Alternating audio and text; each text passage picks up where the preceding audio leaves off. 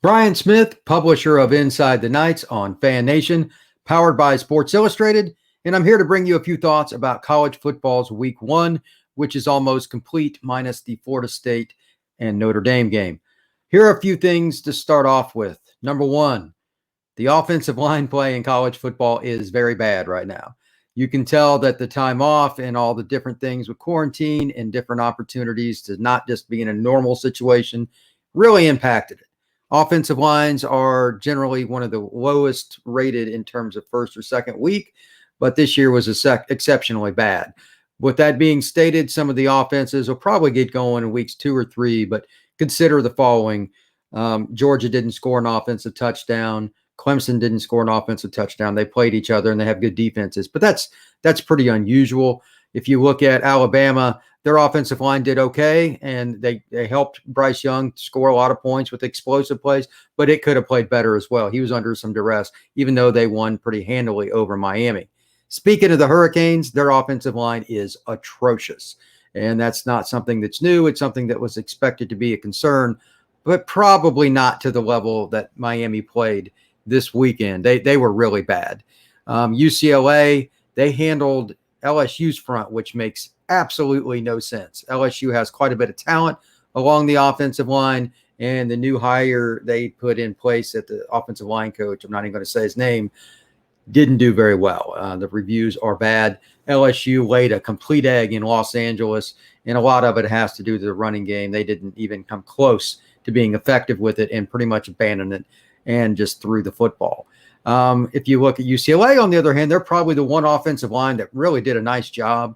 Zach Charbonnet, the running back, ran hard, has good vision, had over 100 yards against LSU. And quite frankly, he's a guy that I think a lot of people are going to really like, and he might have a chance to play in the NFL. So good for him. He originally started at Michigan, and now he's playing for the Bruins. Looking at a few of the other games, Penn State, their offensive line is awful. They had less than 5 yards rushing in the first half. Yet in the second half, they completely revamped. You got to give their coaching staff credit. They just threw the ball. They ended up with over 240 yards passing, and that made a difference. Jaheim Dotson, that's a young man that can go get it, the receiver for Penn State. So he helped cure a lot of ills for what was otherwise an ineffective rushing attack for the Nittany Lions.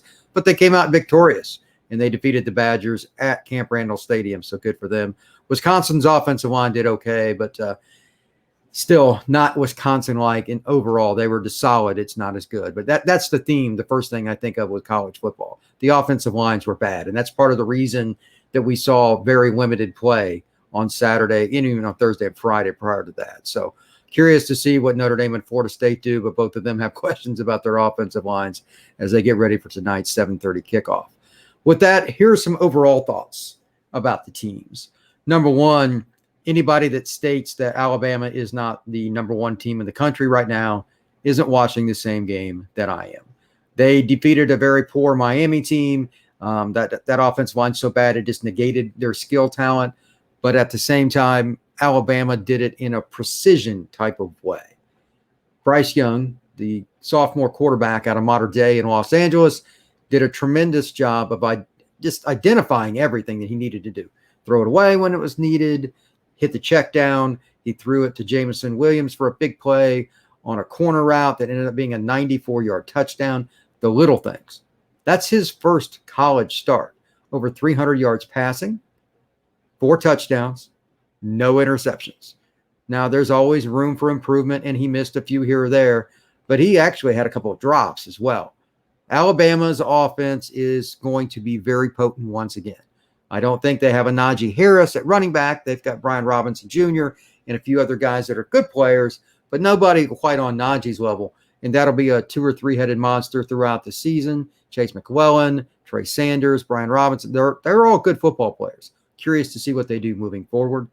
Will Anderson and the front seven of the Alabama defense, that's a whole nother story. That is elite. Their front seven completely dismantled any chance for Miami to get any rhythm early in the game or thereafter.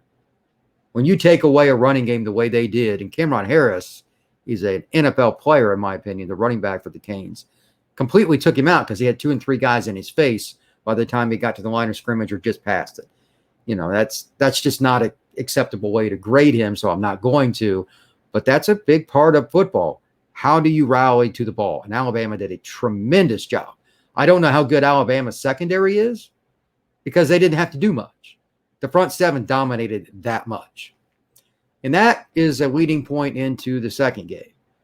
Georgia versus Clemson. 10-3, ugly offensive game. But that's because all the defensive front seven talent again, and the offensive line's just looking like a mess for much of the game. Georgia did do a nice job in the fourth quarter playing some power football, bleeding out the clock against Clemson. But overall, these two teams struggled, especially in pass protection for whatever the reason may be. I know there's some serious edge rushers like Miles Murphy playing for Clemson, just as an example. Carter, the defensive lineman for Georgia, different guys rotating in and out for them. I'm not even sure Carter started, but I think he's going to be a top 10 pick when he does come out. They are loaded up front. Those two teams are unique to me. What I want to see moving forward, even for Georgia, and they won the game, they didn't score an offensive point in terms of just like grinding it out all the way to kind of typical Georgia style. They got the one field goal and then they got a pick six, but they didn't really grind it out the way I expected them to. And got to give a lot of credit to Clemson, but it's not an easy way to go start your season. So I'm a little concerned to go too hard on Georgia, but their passing attack would just have one good play and then it would be a fail. Whether it was a bad read, receiver in the wrong place, pass protection was not what it needed to be. Georgia had some issues in the passing game. So they're still a top 10 team to me and probably top 5, but their offense, I have no idea what they're really capable of yet. Clemson, on the other hand, more problems. Their offensive line struggled, but it was really bad, like really, really bad.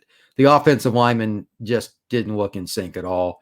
This is not a top 5 team, in my opinion, but college football's top shelf is not very big right now. It's smaller than it's been in quite a while. I think there's pretty much Alabama and everybody else, and I'll get to that in a second. But Clemson is definitely not a top 3 or top 4 team, and the offensive line is bad.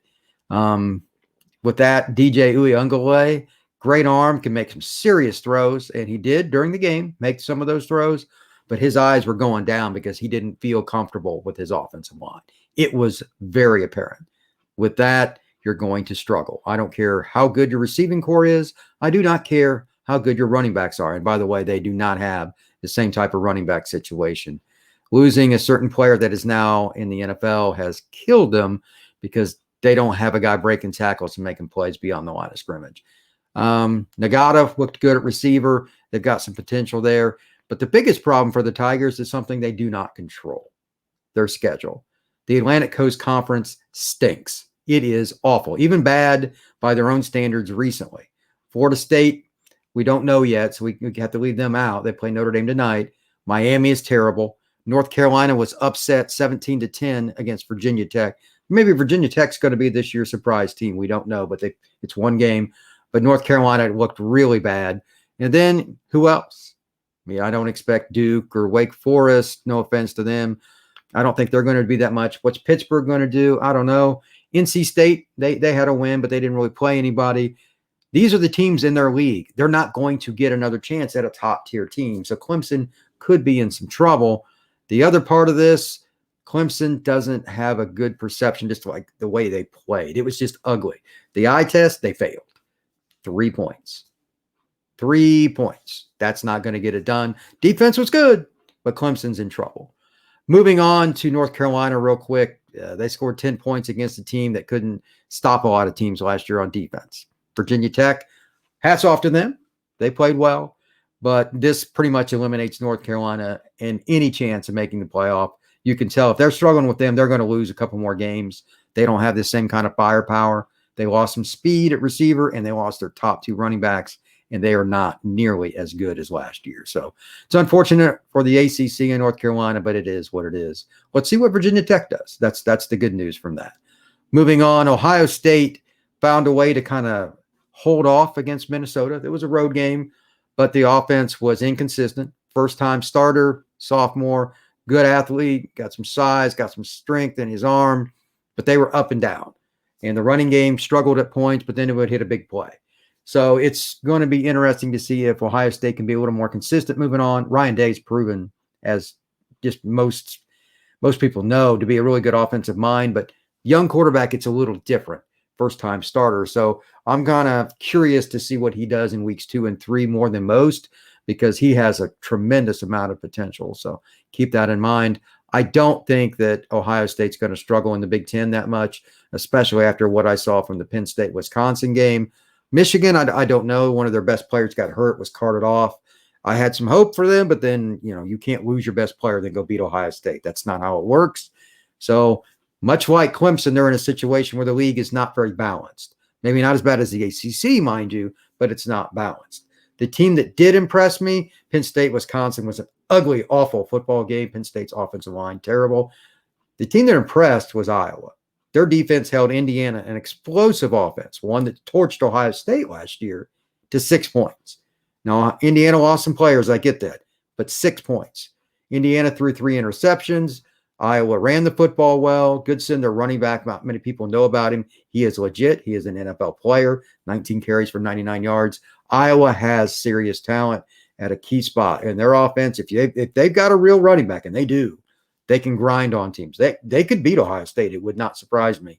It'll be interesting to see if they meet up in the Big Ten title game, how that game unfolds. So maybe there's some chance for Ohio State to be upset, but it's just interesting.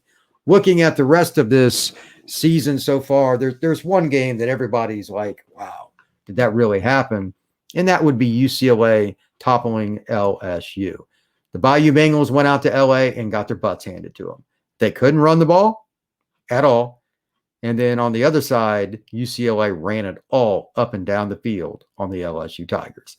That can now happen. I expect Ed Orgeron to be out in LSU by the end of the year. The only reason it wouldn't be is the buyout. LSU is in a state that is financially just bankrupt, and it's a state school, so that comes out of state funding. But all the Title IX problems and everything else LSU has off the field, those are going to come into play. Ed's not the guy. They had a one-hit wonder in 2019, but this season, along with last season, proved he's not the guy. And they were just terrible. Considering their talent, that was just pathetic. Keyshawn Butte, the receiver, played tremendous. He is an unbelievable player. Definitely a top 5 receiver in college football, the sophomore, but not enough. I mean, the offensive line just looked completely out of sync, and the passing game was struggling a little bit more than it should, even though they had Butte, because they couldn't counter with the running game. UCLA doesn't recruit in the same realm as LSU, not even in the same realm. I know they've gotten a few transfers, and Zach Charbonnet, the running back, being part, but he doesn't play defense. They don't have that same thing up front with the recruiting that LSU does, and yet they were able to completely slow down the LSU rushing attack, and they did it pretty much the entire game. With that being stated, I'm looking to see, can UCLA hold this up? They fooled me and many people before. UCLA football traditionally is the program that lets everybody down. Prove me wrong. I hope you do, because we need some more balance in college football, but UCLA needs to do it multiple times before I'm going to give them a whole lot of credit. But on the other side, LSU just laid an egg. That program is in disarray, and it could be a very, very long season in Baton Rouge. The last game that I really want to talk about, and this is something I didn't really know what to expect, because it was not only a new quarterback, Kurt, the freshman, but they brought over a new coach. Sarkisian comes over from Alabama, where he was the coordinator, becomes the head coach at Texas. They beat Louisiana, who's a good football team. I thought they were actually going to beat Texas. First games can be weird for a new head coach. They stomped them pretty good, 38-18. Defense played well. It's most important to note that Sarkisian brings in a new offense, new players and everything, and it was better than a lot of teams that I just mentioned that had returning players in the same scheme. So good for Texas, good for college football. We need that. Lord only knows that there was enough disarray with offenses around college football, but it is what it is. Oh, one last thing. Oklahoma, what are you doing? You scored 3 points in the second half. 3 points against Tulane. You were up big. You got confident. You almost laid an egg, and you barely held on to beat Tulane. Solid football team, but Oklahoma and their defense is once again the Oklahoma defense. I have no faith in it. Right now, there's only a couple of teams, in my opinion, that deserve to be like a top 5 team. But, of course, you still have to fill it out. Alabama is way up here. There's a big gap between them and everybody else. Let's see what everybody can do to fix that. But right now, college football is really struggling to have any balance. Week 1 was really interesting. Just one more game to go. Florida State hosts Notre Dame.